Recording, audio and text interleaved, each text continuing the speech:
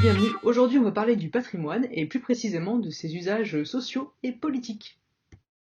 En effet, selon l'anthropologue Manon Istas, le patrimoine est une interprétation contemporaine du passé accompagnée de pratiques et de discours ouvertes à l'appropriation et pouvant constituer une ressource politique et économique pour divers acteurs. Il en résulte donc un usage politique et social du patrimoine, autrement dit l'utilisation par un État du patrimoine national comme un vecteur de cohésion sociale, par exemple, ou l'utilisation de ce patrimoine d'un point de vue diplomatique comme instrument pour conclure des partenariats culturels ou des accords commerciaux. Aujourd'hui, du coup, dans ce cours, on va voir en quoi le patrimoine est-il devenu à la fois un enjeu géopolitique et un ciment des sociétés contemporaines. On va commencer par les usages sociaux. Le patrimoine est avant tout une source de cohésion sociale, puisqu'il cherche à rassembler la société autour d'un symbole irréfutable. Dès l'Antiquité, par exemple, les plus grands sanctuaires comme Olympie ou Delphes qu'on voit ici, constituent le patrimoine de tous les Grecs dans la mesure où la religion contribue à définir une identité grecque au-delà des conflits entre les cités. Ce sont aussi les lieux des Jeux olympiques et des Jeux pythiques, qui sont des moments de cohésion extrêmement importants dans le monde grec. Selon le géographe Didyméo, le patrimoine correspond à un besoin social contemporain car il serait capable de créer du ciment social. En raison de sa dimension territoriale et de sa fonction identitaire, voire affective, il permettrait aux individus de mieux s'approprier leur territoire, faisant d'eux de meilleurs citoyens. Il participe ainsi à la recherche de ses racines aux échelles locales et régionales.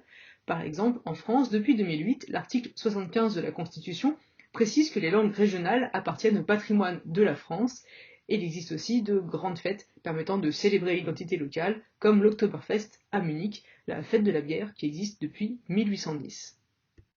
Cette notion d'identité nationale est d'autant plus évolutive, comme le rappelle l'historien Christophe Pomian. Les contemporains peuvent critiquer fortement une nouvelle œuvre avant finalement de la juger fondamentale et patrimoniale, comme ça a été le cas pour la Tour Eiffel en 1889 ou encore de la pyramide du Louvre un siècle plus tard.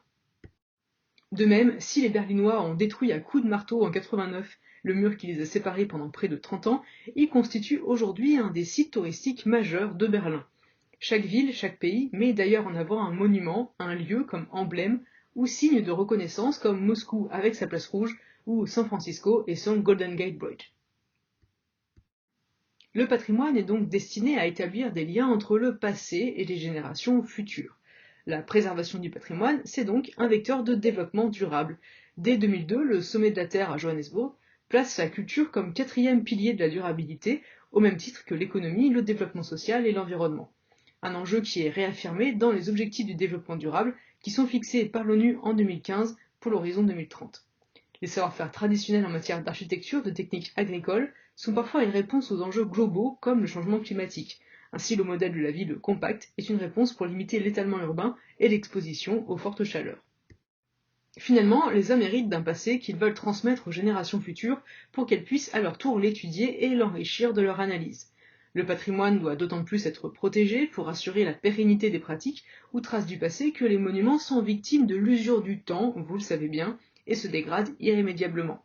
Il en va de même pour les coutumes transmises oralement qui peuvent avoir du mal à se perpétuer. Enfin, les fêtes locales sont très prisées puisqu'elles permettent de raffermir des identités collectives comme le spectacle des grandes eaux à Versailles qui rappelle la magnificence de la cour du roi Soleil. Ainsi préservé, le patrimoine peut être mis à disposition de tous. Il s'ouvre en effet à des usages variés. Si l'historien étudie le patrimoine pour comprendre et expliquer le passé et les évolutions de la société, l'urbaniste peut s'inspirer du travail des anciens, comme avec le plan hippodamien de l'Antiquité qui a été repris notamment à Manhattan, mais aussi dans toutes les villes coloniales.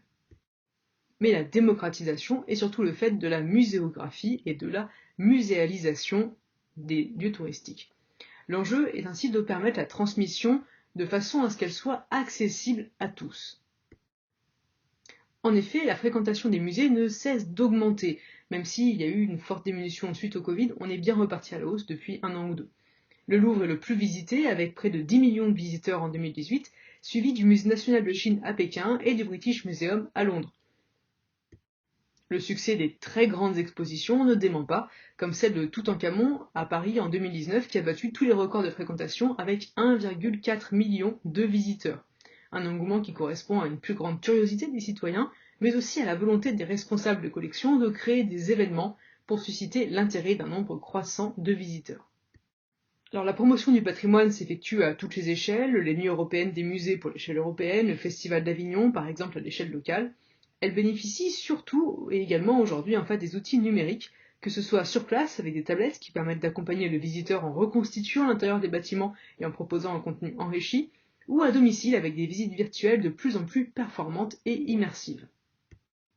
Si la numérisation du patrimoine le rend aujourd'hui accessible à tous, ces nouvelles technologies ont aussi permis la reconstitution de sites fermés au public comme la grotte de Lascaux ou la grotte Chauvet. Enfin, quand on parle de démocratisation, il ne faut pas oublier la question de l'enseignement, puisque la plupart des musées du monde aujourd'hui, la Petite Galerie du Louvre, le MoMA à New York, etc., assurent une mission éducative et disposent depuis des années d'ateliers pédagogiques qui sont ouverts aux enfants et aux groupes scolaires. Alors, le tourisme, c'est une activité lucrative, mais le tourisme, c'est quoi? Alors si on suit la définition de l'Organisation mondiale du tourisme qui a été créée en 1975 et qui est faite pour promouvoir le tourisme, il s'agit des activités déployées par les personnes au cours de leur voyage dans les lieux situés en dehors de leur environnement habituel pour une période consécutive qui ne dépasse pas une année à des fins de loisirs, pour affaires ou autres motifs. On distingue donc le visiteur, celui qui vient dans un lieu, de celui qui va passer une nuit sur place pour des raisons de loisirs, ou l'excursionniste qui passe la journée sur place mais qui repart le soir et ne dort donc pas sur place. Alors, on l'a vu rapidement dans le cours introductif, le concept de tourisme patrimonial apparaît au XVIIIe siècle avec les premiers guides de voyage, qui sont de véritables instruments de la connaissance du patrimoine matériel et immatériel, et qui accompagnent le tourisme de masse en sélectionnant pour le touriste les lieux patrimoniaux qui sont dignes d'une visite, ce qui fait qu'ils contribuent à la construction de l'espace touristique et donc du patrimoine urbain. La démocratisation du tourisme est donc indissociable aussi de la révolution des transports et des communications, et va forcément de pair avec l'industrialisation, puis la mondialisation. Ce tourisme est aussi particulièrement polarisé, puisque des millions de touristes proviennent avant tout des anciens pays industrialisés, mais aussi, c'est un phénomène à souligner, la part des émergents est de plus en plus forte. Dans de nombreux pays, le tourisme devient en effet une activité économique majeure, dans des pays, des régions, voire des villes précises, comme Venise, Ankara, Barcelone ou Istanbul.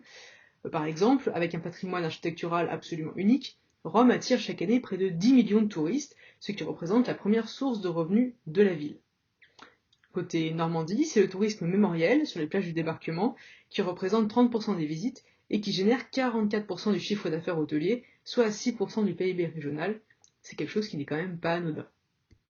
Dans les pays en développement, le tourisme constitue souvent un facteur d'intégration à la mondialisation et de développement pour les populations.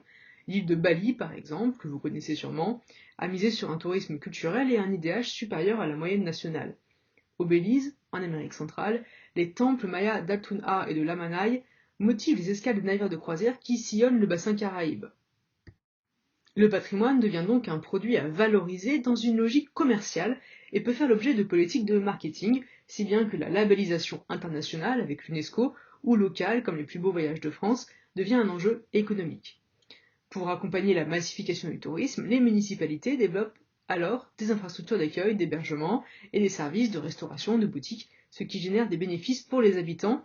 Selon l'économiste Michel Vernière, le patrimoine serait donc une ressource qu'il convient de valoriser dans une perspective de développement économique et social du territoire qui en dispose. Cette valorisation du patrimoine rural, par exemple, peut contribuer à dynamiser certains territoires, comme l'illustre la mise en valeur de pratiques traditionnelles agricoles, comme ici les champs de tabac de la vallée de Vinales à Cuba, ou récréatives quand on pense aux safaris photo dans les grands parcs nationaux africains. La mise en tourisme du patrimoine culturel de certaines sociétés, comme les tribus Maasai au Kenya ou les aborigènes en Australie, peut conduire à désenclaver des territoires ruraux marginaux. On pense aussi aux infrastructures qui ont été créées pour faciliter l'accessibilité aux chutes Victoria et aux rues médiévales du Grand Zimbabwe qui profitent à l'ensemble de la population locale, d'autant que le tourisme représente en 2018 un peu plus de 7% du PIB de la Zambie et du Zimbabwe. Cela fait donc écrire à Olivier Lazzarotti que les lieux les plus fréquentés sont aussi, dans la très grande majorité des cas, les mieux entretenus s'ils ne sont les mieux préservés. La destruction ou simplement l'oubli de lieux du passé est bien plus fréquente faute de touristes qu'à cause des touristes, et donc les retombées économiques du tourisme permettent en retour d'assurer l'entretien du patrimoine. Il y aurait donc une sorte de cercle vertueux à attirer des touristes. Enfin, le patrimoine se monnaie sur un marché de l'art mondialisé, les maisons de vente aux enchères comme Sotheby's, Christie's ou Art Curial, et les commissaires-priseurs ont pour fonction d'assurer la vente de biens patrimoniaux comme les voitures de collection ou des œuvres d'art. Elles se partagent ainsi un marché qui est très lucratif. En 2017, un tableau de Léonard de Vinci, le Salvator Mundi, a été acheté pour 382 millions d'euros chez Christie's à New York.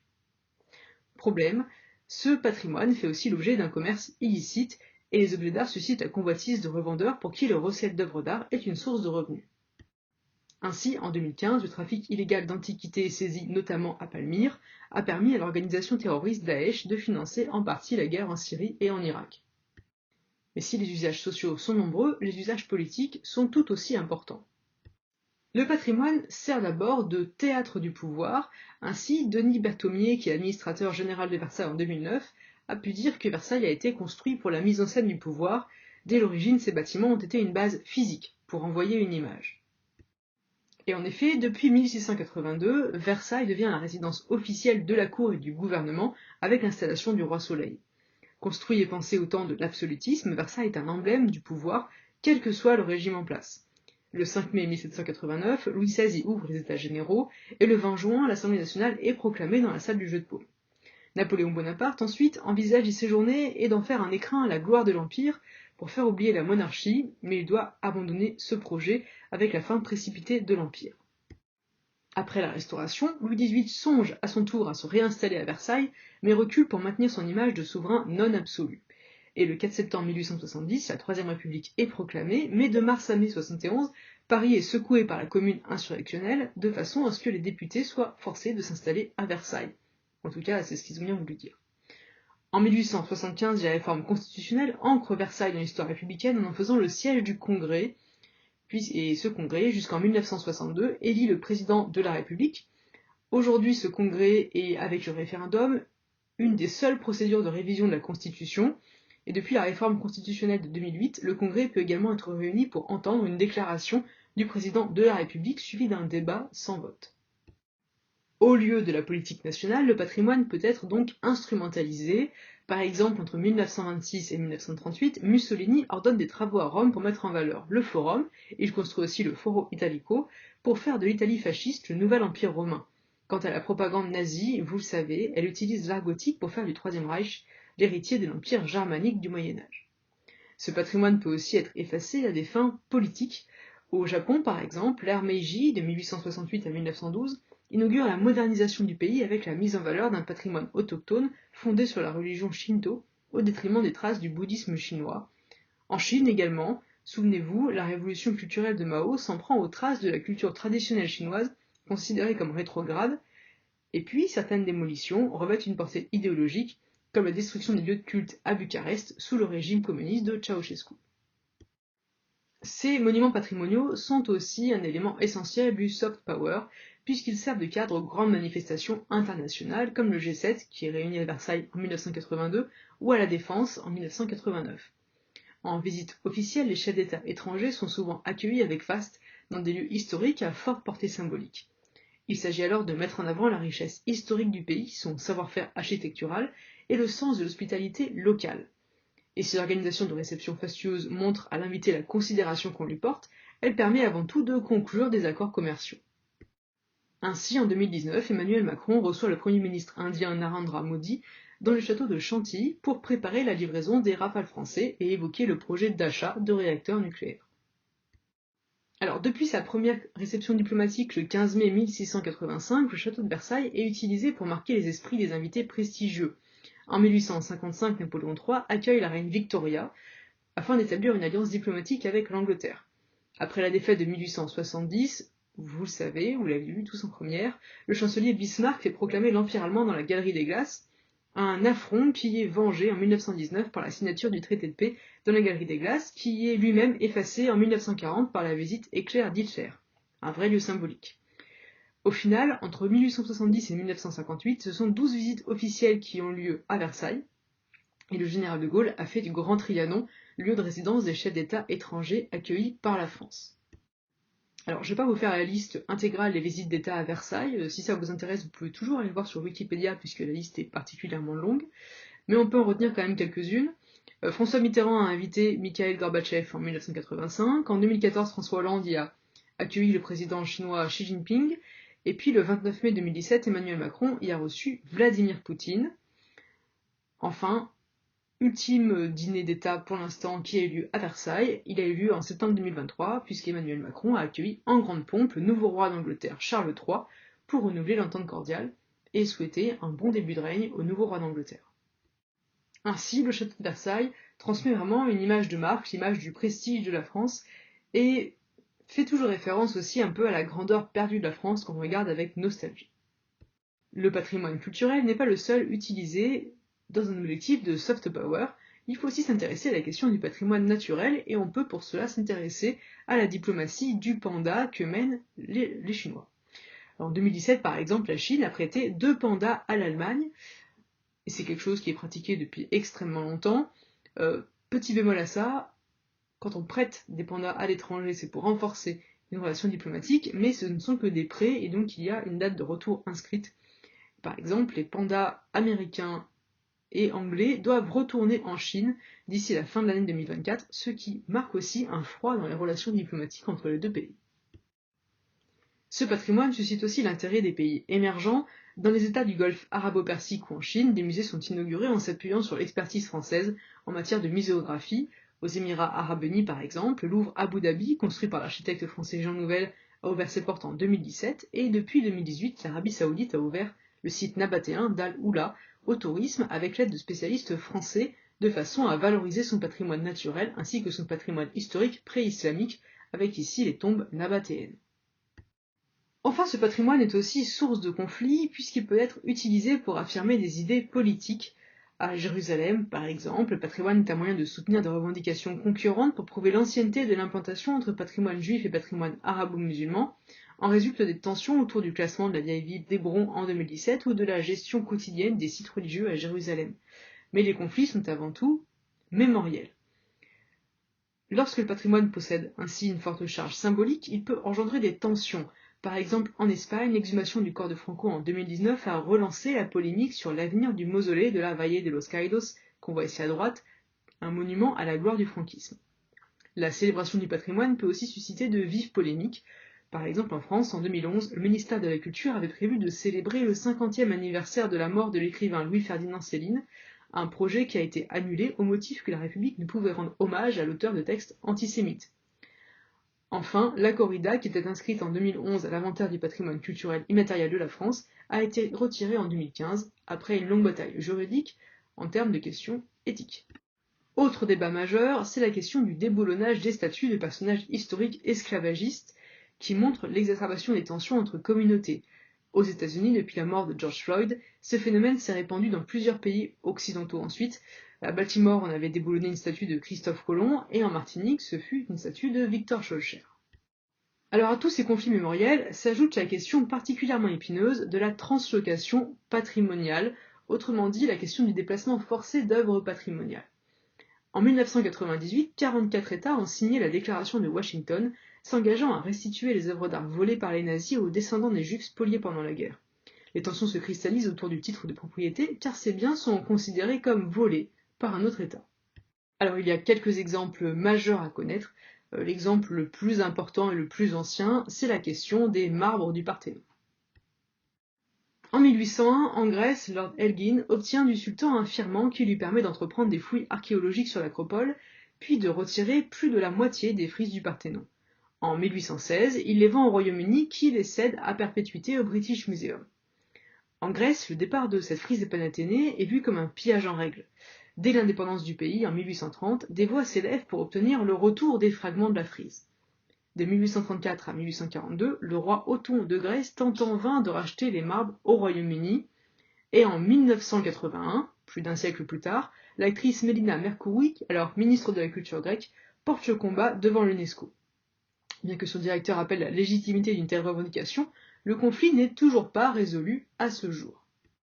En 2009, Athènes ouvre le musée de l'Acropole et l'ouverture de la salle du Parthénon avec vue panoramique sur l'Acropole. On a donc un conflit qui questionne avant tout la propriété du patrimoine. Face à cela, le Royaume-Uni se défend en affirmant l'universalité des marbres du Parthénon. Il s'agit d'un bien public qui fait partie du patrimoine mondial, il n'existe donc aucune obligation à ce qu'elle soit conservée sur leur lieu de création originel. Athènes n'a cependant pas du tout le même point de vue et affirme que tout patrimoine constitue la mémoire d'une nation qu'aucun autre pays ne peut s'approprier.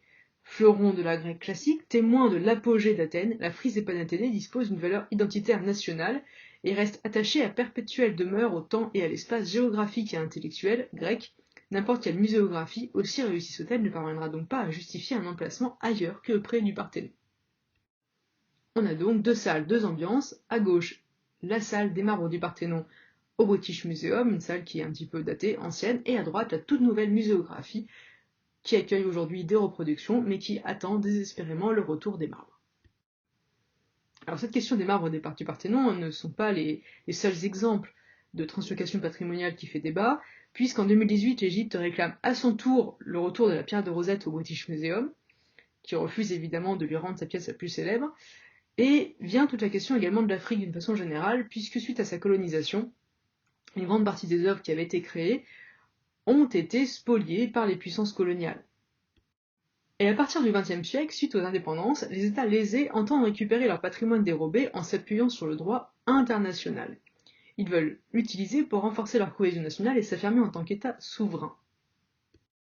À la suite du rapport Savoy-Essard sur la restitution du patrimoine culturel africain, Emmanuel Macron s'est engagé à restituer au Bénin et au Sénégal plusieurs œuvres d'art conservées au musée du quai Branly-Jacques Chirac et de l'armée.